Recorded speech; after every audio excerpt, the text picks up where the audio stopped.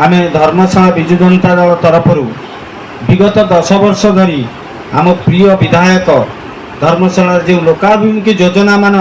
सफल भाव में कार्यकारी करिसेंती तारी हिसाब रखिबु आपण मानक माध्यम जनसाधारण मानक पाखरे समय अंतर समय आपण मानकर साहाय्य भिक्षा करिबु एवं 2 दिन 3 दिन थरे आमे 10 वर्ष धरी आमर मान्यवर विधायक जो सफल योजना मान आम धर्मशाला निर्वाचन मंडली करिसेंती तार संपूर्ण हिसाब दबु। वर्तमान आम गहणर अछंती जाजपुर जिल्लार संपादक विजु जनता दलर अमीय परिडा मु तांको अनुरोध करछि से आमर गोटिए योजना नहींछु आज तार संपूर्ण विवरणी देबे।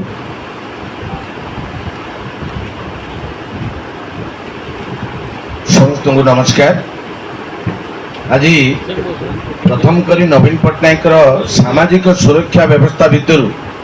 आमे गोटे योजना को आमे आपण मानक माध्यम धर्मशालार जनसाधारण मानक अवगत निमंते आपण मानक आज सांबादिक सम्मिलनी ता मध्यरु मधुबाबू पेंशन योजना को आमे हाथ को नहीं आपण मानक अवगत निमंते बा जनसाधारण को गोचार जणाइबा को चाहूँ जे 2014 मसीह जितेबले धर्मशाला निर्वाचन मंडली 54 गोटी पंचायत टोटाली 26,890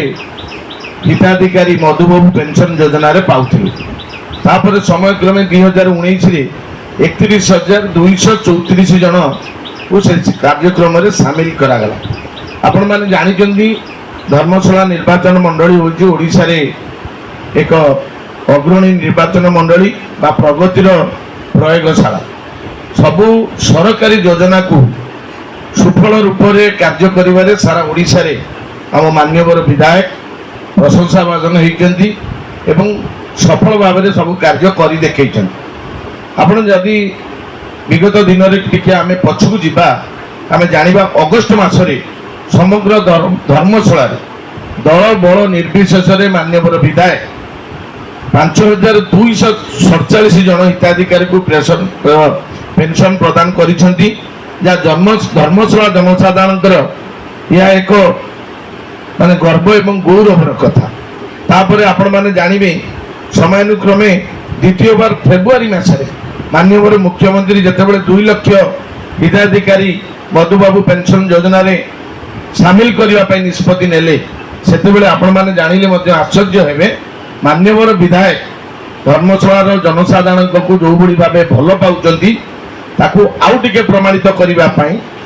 आपण माने माने गोटिए वर्ष भितर 8,771 जन को भत्ता दबारे सक्षम होइछथि जाकि ओडिसा रे एक विरल उदाहरण सृष्टि करबा संगे संगे मान्यवर विधायक को थारु प्रशंसा भाजन मध्ये होइछथि मान्यवर मुख्यमंत्री को थारु जोथिरे कि आपण माने जानिले खुशी है जे एई सब कथा कहिबार अर्थ होउची जे किछि व्यक्ति बा किछि राजनैतिक निस्वार्थ स्वार्थपर व्यक्ति गोटे अपप्रचार करुचंती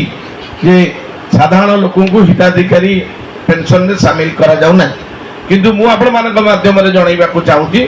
गोटे वर्ष भितरे मान्यवर विधायक 54 टी पंचायत रे जेतिकी भत्ता दैचंती आपण माने समस्त जानिचंती आमे मध्य तथ्य हिसाब रे या को उपस्थापना करूछु। आपण माने जानिथिबे सान भाई लुलु जा कहिला जे धर्मशाला प्रति मान्यवर विधायकर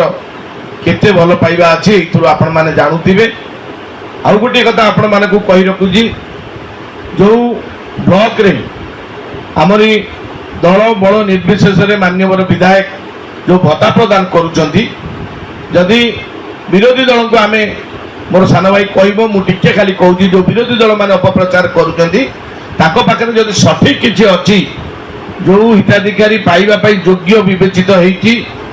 ब्लॉक रे अप्लाई करी कौन बाटर पाई पारि ना पाखे जदि किसी तथ्य अच्छी आपण मध्यम हो कि रेकर्ड मध्यम आमको दबा प्रदान करने आम आह्वान कर धर्मशाला निर्वाचन मंडली किसी तथाकथित नेता आमर मान्यवर मुख्यमंत्री जो मधुबाबू पेंशन योजना को नहीं प्रश्न उठे जे साधारण लोक पाइबार वंचित होती किंतु आमर मान्यवर विधायक 2014 रु 54 पंचायत ଯେତିକି ଦିଆହେଉଥିଲା ତା କ୍ରମାନୁକ୍ରମେ 2019 बढ़ी किंतु तापरे जो माने ब्लॉक रे अप्लाई करिसेंती दल बल निर्विशेष मान्यवर विधायक दल ऊर्ध्वे रही समस्त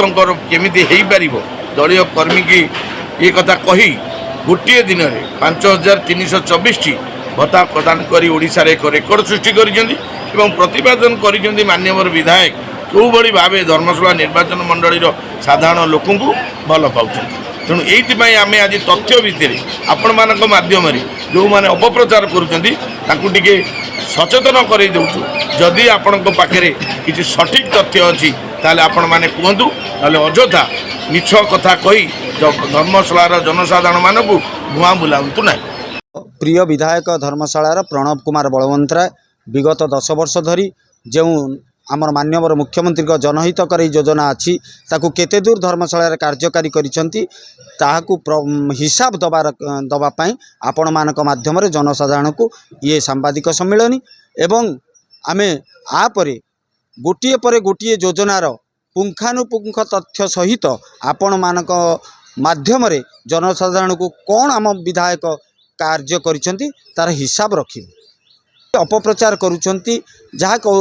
अपप्रचार को तांका पाखरे मुद्दा नहीं धर्मशालार मान्यवर विधायक प्रणव कुमार बलवंतराय विरुद्ध रे से केवल यही अपप्रचार करुँच आपण यही सांबादिक सम्मेलन देखिथिबे आमे गोटिए योजना मधुबाबू पेंशन योजना रे संपूर्ण उपकृत होउतबा धर्मशालार जनसाधारण हिताधिकारी मानकर तथ्य आमे आज देइचु आपण मानकू